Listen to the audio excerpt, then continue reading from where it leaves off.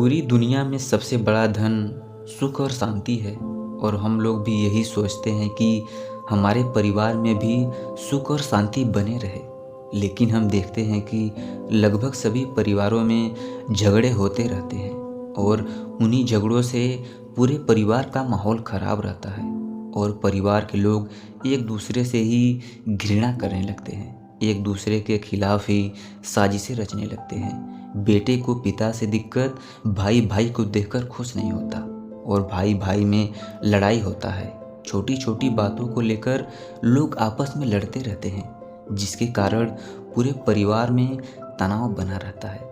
आखिरकार परिवार में लड़ाई झगड़ों का कारण क्या है और परिवार में लड़ाई झगड़े क्यों होते हैं और लोग एक दूसरे से ही घृणा क्यों करते हैं, तो आप लोगों को मैं एक कहानी के माध्यम से बताऊंगा और हम लोग इसमें ये भी जानेंगे कि कैसे लड़ाई झगड़ों को दूर कर सकते हैं और घर में कैसे खुशहाली ला सकते हैं। बस आप लोगों को ये कहानी ध्यानपूर्वक सुननी होगी और अंत तक ज़रूर देखना, तब जाकर आपको ये सारा खेल समझ आएगा, अन्यथा आप उस चीज़ों से वंचित रह सकते हैं।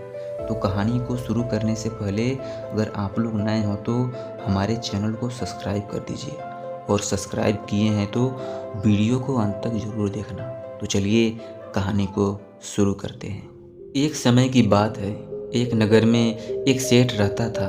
वो सेठ बहुत ही धनवान था, उसका व्यापार दूर दूर तक फैला हुआ था। सेठ का एक छोटा सा और बहुत ही सुखी परिवार भी था।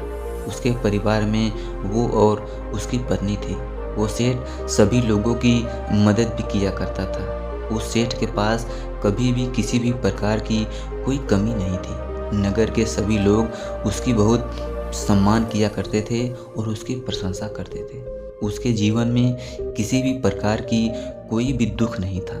कुछ दिन बाद उस सेठानी ने एक पुत्र को जन्म दिया। अब तो सेठ के खुशियों का कोई ठिकाना नहीं रहा। उसने पूरे नगर में लड्डू बंटवाए और बहुत खुश था। उसने अपने पुत्र का नाम राम रखा। सेठ ने राम को खूब स्नेह दिया, उसकी छोटी छोटी ज़रूरतों को अच्छे से ख्याल किया और उनको पूरा किया। कुछ वर्षों के बाद सेठ के एक और पुत्र का जन्म हुआ। सेठ ने दूसरे पुत्र के जन्म पर भी पूरे गांव में लड्डू बंटवाए। उसने दूसरे पुत्र का नाम श्याम रख दिया और वो अपने दोनों पुत्रों से बहुत ही स्नेह करता, उनकी सभी प्रकार को सुविधाएं दी, उनको अच्छी तरीके से पढ़ाया लिखाया। सेठ ने अपने दोनों पुत्रों की हर ख्वाहिश पूरी की। जो भी राम और श्याम ने मांगा सब कुछ लाके उन्हें दिया। कभी भी किसी भी चीज़ की कमी नहीं होने दी। धीरे धीरे समय के साथ सेठ के दोनों पुत्र जवान हो गए। अब सेठ ने सोचा कि मेरे बेटे बड़े हो गए हैं, अब ये मेरे व्यापार को संभाल लेंगे। फिर सेठ ने अपने बेटे को बुलाया और कहा कि देखो बेटा, राम और श्याम, अब तुम बड़े हो गए हो, अब तुम्हें ही व्यापार को संभालना है और इसे आगे बढ़ाना है। अब तुम दोनों रोज़ यहाँ मेरे साथ आया करो और मेरे से व्यापार के बारे में सीखा करो कि कैसे क्या होता है। अब रोज़ राम और श्याम सेठ के साथ आते और व्यापार के बारे में सीखते। कुछ ही दिनों में दोनों ही भाइयों ने व्यापार के ऊंच नीच के बारे में सब कुछ अच्छा से सीख लिया। सेठ ने उसको अच्छे से समझाया और उनको किसी भी बात को चिंता नहीं रही। उसने अपना कारोबार अपने दोनों बेटों के हाथों में सौंप दिया। कुछ दिनों तक तो सब कुछ अच्छा से चलता रहा और धीरे धीरे भाइयों में आपस में झगड़ा होना शुरू हो गया। राम बोलता कि मैंने काम किया है, तो श्याम भी बोलता कि भैया मैंने भी तो इतना काम किया, जितना हक आपका है उतना हक मेरा भी है, आप मुझे ऐसे कैसे बोल सकते हैं। अब तो आए दिन उन दोनों भाइयों के बीच में झगड़ा होना शुरू हो गया। वो दोनों भाई एक दूसरे से ही घृणा करने लगे। अब तो उन दोनों के झगड़ों के बारे में आसपास के सभी लोगों को भी पता चल गया। उन दोनों भाइयों में बनती नहीं है। एक बार राम अपने दोस्त के साथ बैठा हुआ था। उसने अपने दोस्त से बातों ही बातों में कह दिया कि यार, पूरा कार्य मैं ही करता हूँ, मेरा भाई तो कुछ भी नहीं करता। ये सुनकर उसके दोस्त ने कहा, देख भाई, मेहनत तो तू कर रहा है, तेरा भाई तो बस पका पकाया खा रहा है। देखा जाए तो तू उससे बड़ा है, तुझे उससे काम करवाना चाहिए, और वो काम नहीं करे तो तू उसे निकाल दे व्यापार से। वैसे भी तू बड़ा है, तेरे पिताजी का पहला हक तो तेरा ही है। अपने दोस्त की बात राम के मन में बैठ गई। वो मन ही मन सोचने लगा कि अब तो श्याम को व्यवसाय से निकाल ही दूंगा। उधर श्याम भी अपने दोस्त से मिला। उसने भी अपने दोस्त से कहा कि देख भाई, खुद तो मेरे भैया कुछ करते नहीं, बस मुझे ही बोलते रहते हैं। अरे यार, बड़े हैं तो क्या हुआ, वो जैसा कहेंगे मैं वैसा ही थोड़ी करूँगा। आखिरकार वो व्यापार जितना उनका है उतना भी तो मेरा है। ये सुनकर श्याम के दोस्त ने बोला, यार देख, तेरा भाई तो तेरा इस्तेमाल कर रहा है, वो तो कुछ करता नहीं, वो बस तेरे से ही करवाता है और खुद मज़े में रहता है। यार देख, तू तेरे भैया से बच के रहना, कहीं तेरे पिताजी की सारी जमा पूंजी वो खुद ही अपने पास न रख ले और तुझे व्यापार से निकाल दे। अपने दोस्त की बात श्याम के दिल पर लगी। अब तो दोनों भाई घर पहुँचे। अब वो एक दूसरे को इन नज़रों से देखते मानो वो एक दूसरे के सबसे बड़े दुश्मन हो। उधर सेठ और सेठानी को तो पता भी नहीं था दोनों भाइयों में इतना झगड़ा किस बात से हो रहा है। वो तो बस यही सोचते कि कोई छोटी मोटी बात होगी। बचपन में भी ऐसे ही लड़ रहे थे और फिर एक साथ खेलने लगते थे। अभी कुछ देर में सब ठीक हो जाएगा, इतना झगड़ा। लेकिन देखते ही देखते उनका झगड़ा बढ़ता ही गया। अब सेठ को कुछ समझ में नहीं आ रहा था कि वो क्या करे।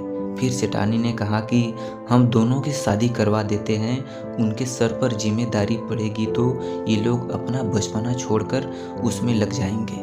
फिर वो कुछ दिनों के बाद ही राम और श्याम की दो सुंदर कन्याओं के साथ शादी करवा दी। लेकिन राम और श्याम के झगड़े तो फिर भी नहीं रुके, बल्कि बाद में तो झगड़े और भी बढ़ गए। अब दोनों को यही डर सताता रहता कि कहीं व्यापार उनके हाथों से निकल न जाए। एक दूसरे के ही चुगली करते। राम कहता कि मेरा भाई श्याम सामान में मिलावट करता, उसके सामान मत खरीदना। और उधर श्याम भी राम के लिए यही कहता कि उनका भाई राम सामान में मिलावट करता है, उससे सामान न खरीदो। दोनों ही एक दूसरे से ही दुश्मन बन गए।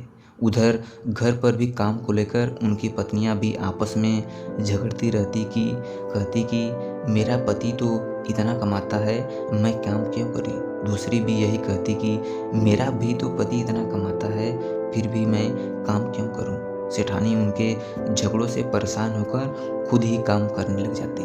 पर वो दोनों दिन भर छोटी छोटी बातों को लेकर झगड़ा करती रहती थी। सेठ ने भी ये सब देखकर सोचा कि मेरे घर का क्या हाल हो गया। एक समय था कि जब मैं खुशी से अपने परिवार के साथ रहता था, किसी भी प्रकार का कोई दुख न था, पर ये लोग तो छोटी मोटी बातों को लेकर ही झगड़ा करते रहते हैं। अब समय आ गया है कि मैं दोनों भाइयों को अलग अलग कर देता हूँ, ताकि उनमें भी किसी भी प्रकार को लेकर झगड़ा न हो। फिर सेठ ने अपने दोनों बेटों को अलग अलग कर दिया। आधा व्यापार राम को और आधा व्यापार श्याम को दे दिया। अब दोनों भाई अलग अलग व्यापार करते और दोनों भाई हमेशा एक दूसरे की ही बुराई करते, जिसका असर उनके व्यापार पर पड़ता। और दूसरे व्यापारियों ने उन दोनों भाइयों को झगड़े का खूब फायदा उठाया। दूसरे व्यापारियों ने उन दोनों को भड़काते रहते कि तुम ऐसा करो, अपने व्यापार को जमाने के लिए कम कीमत पर सामान दो, ताकि लोग तुझसे प्रभावित होंगे और तुम्हारे से ही सामान खरीदे, जिससे तुम्हारे भाई का व्यापार खत्म हो जाएगा और तुम मालामाल हो जाओगे। लोगों की बातों में आकर उन्होंने ऐसा ही किया, जिसका परिणाम हुआ कि दोनों भाई का व्यापार धीरे धीरे चौपट हो गया।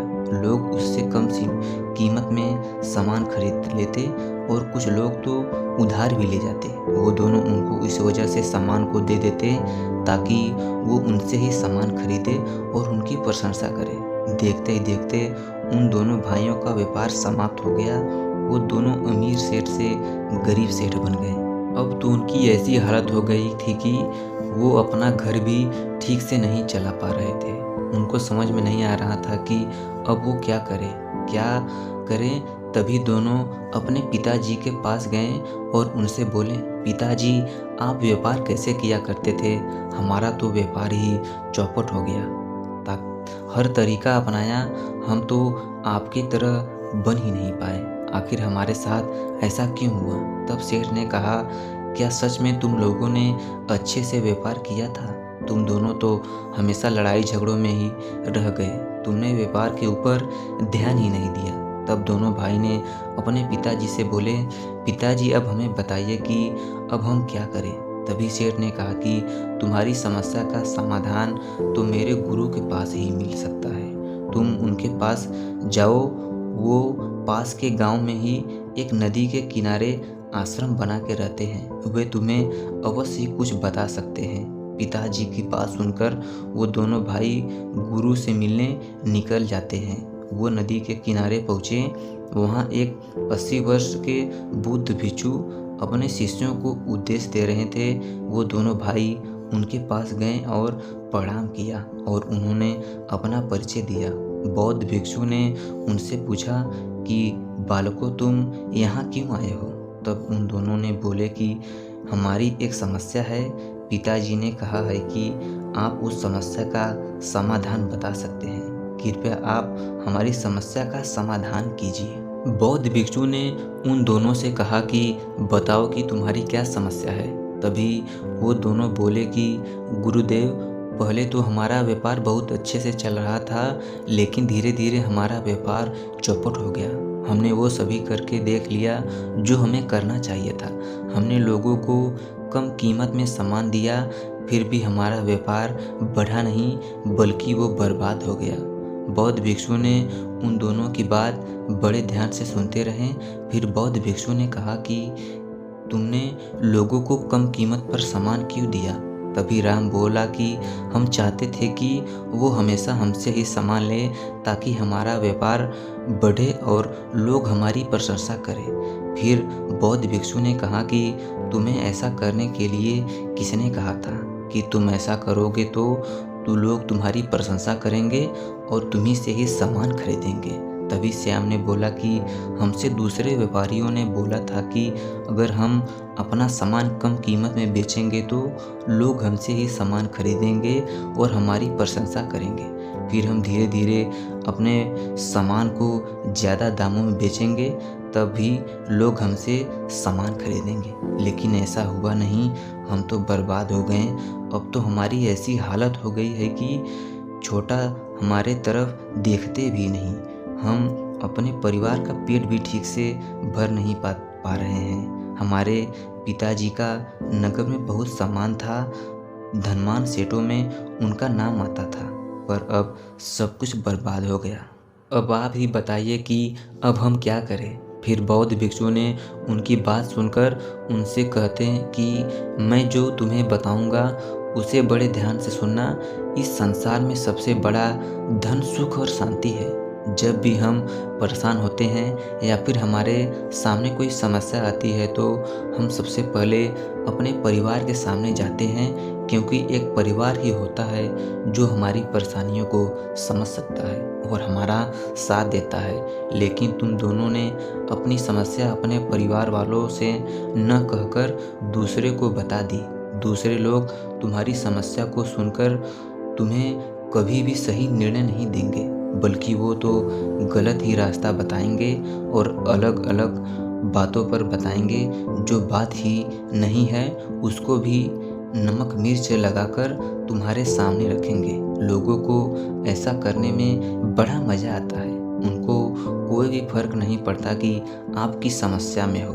आप तो उनके पास हल खोजने को जाते हैं, पर वो आपको सुलझाने की बजाय और भी ज़्यादा उलझा देते हैं। इसीलिए हम किसी भी बात से परेशान हैं, वो हमें सबसे पहले अपने घर वालों को बताना चाहिए और घर वाले के साथ बैठकर उसके बारे में बातचीत करनी चाहिए, क्योंकि आपकी हर समस्या का समाधान लोगों के पास नहीं बल्कि अपने घर वालों के पास ही है। कभी भी अपने परिवार की कमजोरी किसी से मत बताओ। अगर तुम दोनों ने अपने आप को अच्छा साबित करने के लिए अपने भाइयों की बुराई शुरू कर दी जिसका नतीजा ये हुआ कि लोगों ने तुम्हारी इसी कमजोरी का फ़ायदा उठाया, क्योंकि लोगों को तो तुमने ही बताया कि आपस में हमारी बनती नहीं। अगर तुम उनको नहीं बताते तो उनको पता कैसे चलता? लोगों ने तुम्हें अच्छी राय दी क्या? उन लोगों ने तुमसे कहा कि तुम लोग आपस में झगड़ा मत करो? नहीं ना, बल्कि लोगों ने तुम दोनों के खिलाफ अच्छे से भड़काया और तुम दोनों कभी आगे न बढ़ पाओ। तुम दोनों उन लोगों के पास समाधान के लिए गए थे, पर बदले में उन लोगों ने तुम्हें मुसीबत में डाल दिया। दूसरे लोग कभी भी ये नहीं चाहेंगे कि तुम उनसे आगे निकलो, वो हमेशा तुम्हें गिराने की कोशिश करेंगे। आखिरकार दूसरे व्यापारी क्यों चाहेंगे कि तुम उनसे आगे बढ़ो? तो शायद आज तुम्हारा व्यापार खत्म नहीं होता। कभी भी अपने परिवार के सदस्यों की बुराई दूसरे लोगों से मत बताओ, उनसे कुछ नहीं होने वाला।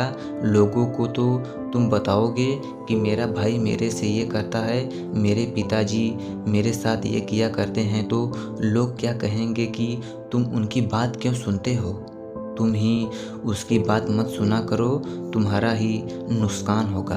तो तुम लोगों के बीच तनाव बढ़ेगा।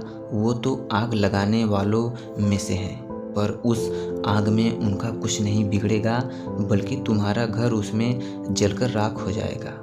तुम दोनों ने एक दूसरे की बुराई की, वो लोग तो तुम दोनों को एक दूसरे के खिलाफ भड़काया है, जिससे हुआ कि उनका तो कुछ बिगड़ा नहीं, बल्कि लगाई आग उसकी ने तुम दोनों को ही बर्बाद कर दिया। इसीलिए कभी भी अपने घर के सदस्यों की बुराई किसी से मत करो। अगर तुम्हें अपने भाई से लेकर समस्या है तो तुम उसको आपस में ही बैठकर घर पर ही सुलझा सकते हो, उसका कोई न कोई हल अवश्य निकलेगा।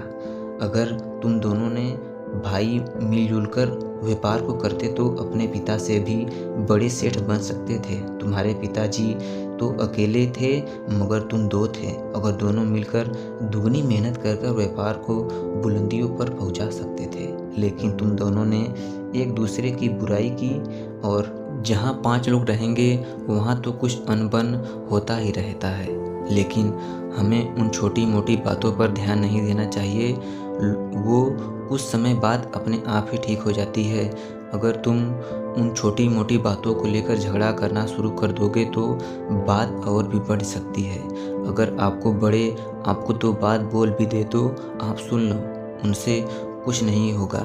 लेकिन अगर आप भी उनके साथ साथ जवाब दोगे तो परिवार में तनाव बढ़ेगा और आपका घर बिखर जाएगा। हमें ज़्यादा से ज़्यादा समय उनके साथ बिताना चाहिए, ताकि उनका व्यवहार, उनकी भावना का पता चल सके। परिवार में सुख शांति तभी बनी रहती है जब हम एक दूसरे को समझते हैं, उनका सम्मान करते हैं, उसकी भावनाओं की कदर करते हैं। परिवार के साथ और अच्छी ईमानदारी से मेहनत करके तुम दोनों अपने व्यापार को फिर से खड़ा कर सकते हो।